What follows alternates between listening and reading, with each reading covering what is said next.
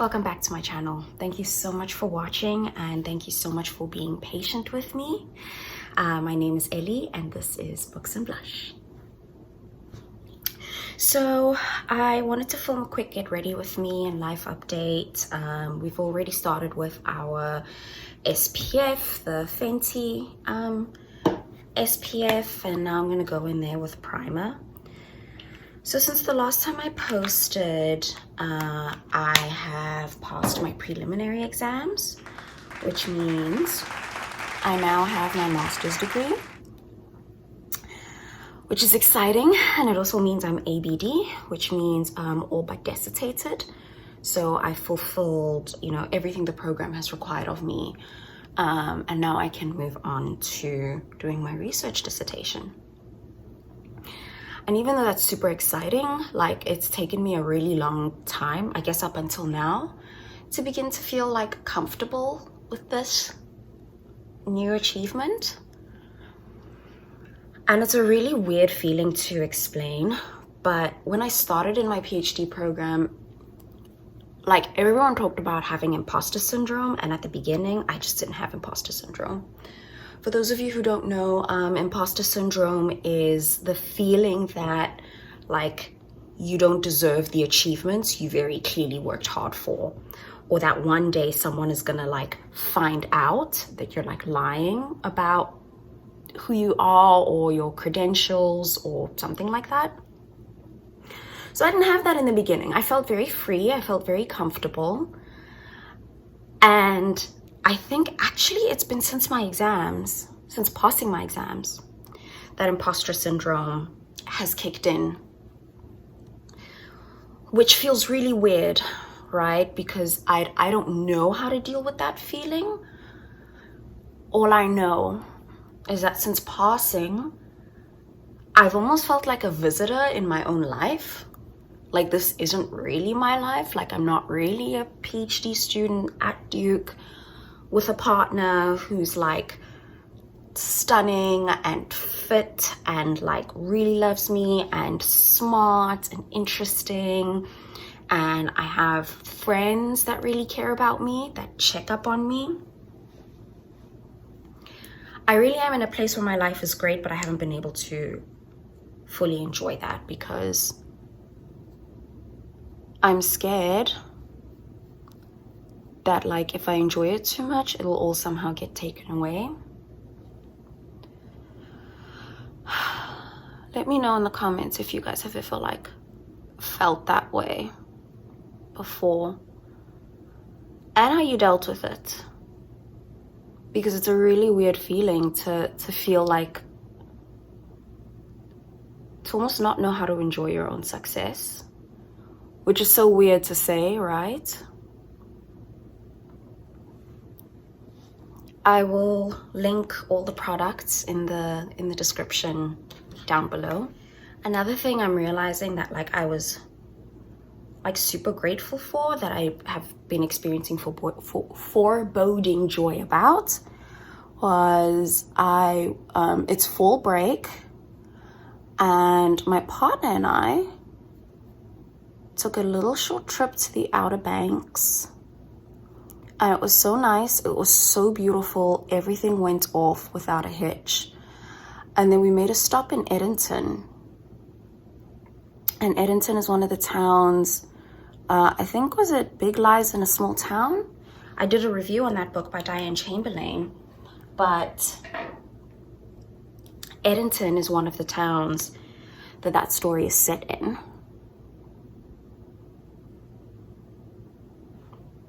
So we decided to just do a stop there, a nice literary stop. And it was only, of course we went to the waterfront and there was a Confederate statue there. And so that felt kind of uncomfortable. But it was only after when we were driving away, when I was doing some, by the way, the reason I'm not describing each step is because honestly, I'm not a makeup guru. There are other girls who do better makeup steps than I do. So I figured if you really like the makeup I'm doing, I'll link the products down below and you can see everything I'm doing. So yes,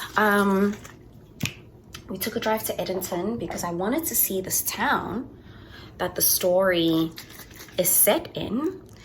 And we found like a Confederate statue, and we found like a commemoration to some lady who, you know, supported some Boston Tea Party, whatever. The point is, we went all the way to Edmonton, only in the drive back that I learned that Harriet Jacobs, who wrote Incidents in the Life of a Slave Girl, was born and raised in Edmonton.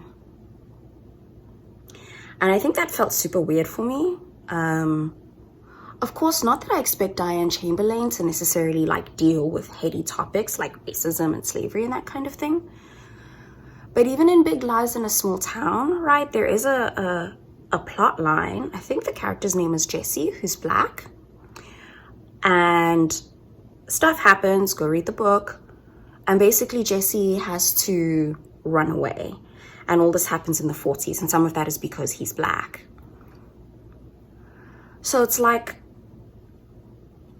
I can tell that Diane is trying to like grapple with topics of race in her book. And at the same time, to set a book in fucking Edmonton, North Carolina, where Harriet Jacobs was born, where she wrote a book, and like to not mention that at all, just, I don't know. I don't know how it makes me feel. I don't know. I guess I don't expect Diane to deal with it, but I'm also simultaneously disappointed by it. I don't know how to square that feeling. I just know that, like, I don't know. It was weird to be in a town that was more interested in celebrating its Confederate history than it was in celebrating the fact that, like, Harriet Jacobs, who had survived a harrowing period of American history, was born there and lived there. And I just don't understand why there wasn't more, like, commemoration towards her. That would have been nice to see, I guess. But, you know, other than that, like, it really was a wonderful weekend. Really and truly. And I think it's the combination of passing my exams and that weekend that has me feeling like, and it hit me so hard today, I'm having the feeling of foreboding joy. Okay, I'm like staring at the camera because I do not want to look down because I don't want like any under eye creasing. So I'm like gonna look at the camera like a psychopath. Yeah, that like today the sense of foreboding joy like hit me so hard. And if you don't know what foreboding joy means, it's a concept that Brené Brown has come up with. Oh, and you know what's tricky? What? As someone who studies shame and scarcity and fear, I will tell you that if you ask me what's the most terrifying, difficult emotion that we experience as humans, Yes. I would say joy. You would say that the most terrifying is joy? No question. Why? You know, I often ask parents, I say, you know, I'll have 5,000 parents or something in the audience, and I'll say, raise your hand if you've ever stood over your child while he or she was sleeping and thought to yourself, I love you like I didn't know was possible. Yeah, yeah. And then in that split second, picture something horrific happening to What your if child. something happened to you? Yes, yeah. How many of you have ever sat up and said, wow, work's going good, good relationship with my partner, Yeah. parents seem to be doing okay? Uh-huh. Holy crap. Something What's bad's gonna gonna happen? Yes. Right, so what is that? You know what that is? What is that? When we lose our tolerance for vulnerability, Lose our tolerance, vulnerability, yeah. joy becomes foreboding. But foreboding joy is the sense, is the like feeling joy and then instantly feeling terrified about that joy. And I think where I feel foreboding joy is that my family back home is okay. My friends are okay. I passed my exams and I'm gonna go and write a dissertation and do research that can then become a book. Like, I'm right, little Ellie, who like barely did well in high school, and I have a really wonderful partner who likes me, who I like, who I think is cool and interesting and attractive and smart, that I could have, like, the things that I've wanted are coming true, and all the ways that I've been disappointed in the past are fixing themselves. I don't know, man.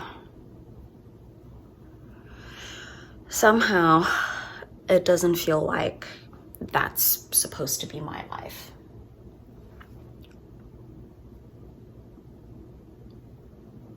But I am grateful. I'm super grateful. And I'm curious if any of you know kind of what foreboding joy is like. And actually, you know, if you'd like, I'd love for you to tell me in the comment section down below, because the cool thing about YouTube is that you're not alone.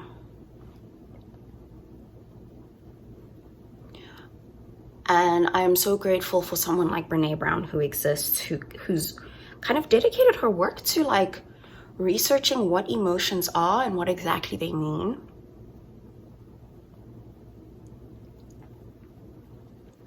And with more thought, I realized like the sense of foreboding joy and the imposter syndrome, they're connected, right? Because foreboding joy is this weird fear that you're gonna lose everything. Yet I'm gonna lose everything. Because I know what it's like to lose a relationship, you know? The first time I took these very exams, I didn't pass the first round. I'll put a link to my blog post down below about like, you know, when I didn't pass. By the way, I know it looks kind of ghostly. It will oxidize and then it will like all kind of blend down. So I know these two things are connected. The feeling of foreboding joy and imposter syndrome. And I also know what it's like to almost lose everything because I didn't pass the exams the first time around. And weirdly enough, it was easier for me to not pass the exams because it's almost like I knew what to expect in not passing. But passing the exams was like... So, you know, that's been my life lately.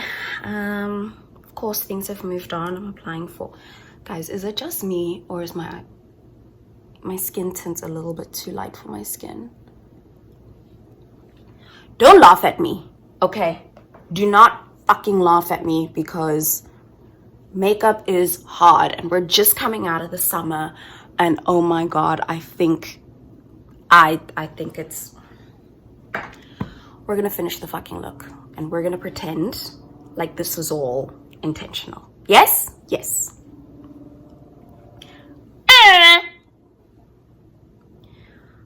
So, yeah. I don't know. Does anybody else feel foreboding joy? You know, let me know in the comment sections down below if you've similarly like had this sense that you can't get too used to anything because like you could lose it all. Is it my lighting? Okay, we're gonna play around with my lighting.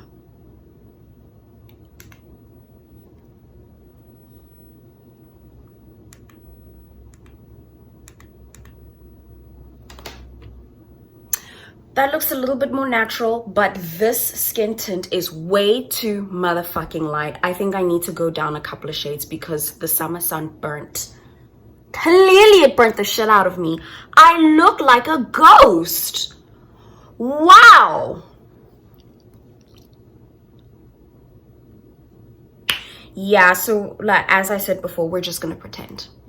We are gonna pretend the shit out of fuck like I'm looking good and I know what I'm doing, and y'all are gonna give me likes and you're gonna subscribe and you're gonna be like, OMG, she has the best makeup tips, because I fucking do. So anyway, and I've been away from YouTube because I think it's the same like imposter syndrome. Who do you think you are to do YouTube? What do you know? Clearly.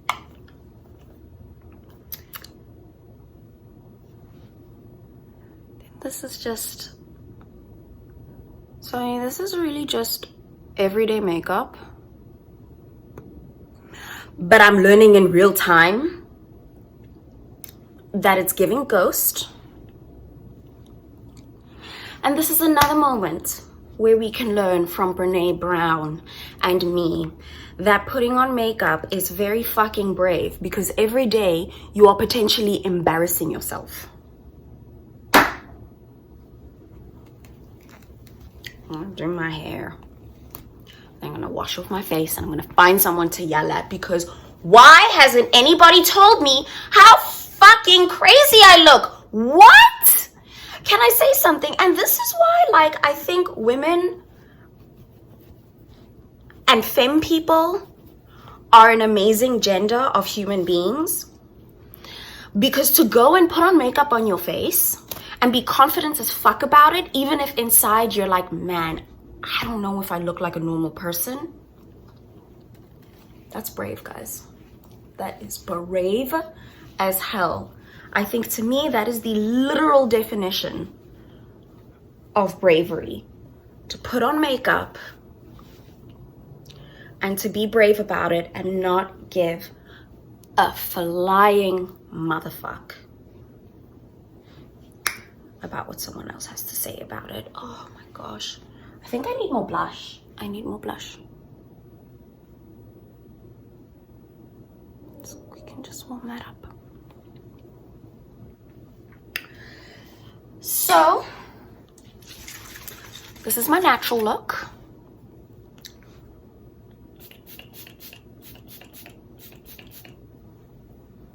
We're putting on setting spray, but you know what I mean. I'm gonna buy a new skin tint because wow. Wow. Final touches. Rose water to the hair. Pull it through for shine. And pretend like you are a beautiful motherfucker who deserves everything she has in her life. Thank you so much for watching. I will certainly do an update once I find a skin tint that is closer to my shade. This is not Fenty's fault. I use Fenty's skin drops. This is my fault. It's not my fault actually, because winter's coming up and so this is going to be my skin tone very soon. It's just not my skin tone right now because we are not far out from the summer yet. Anyway, thank you for your time, people. Thank you for watching. Thank you for listening. Please subscribe. Please help me become an influencer. I don't want to work hard for the rest of my life. Help a girl. Bye-bye.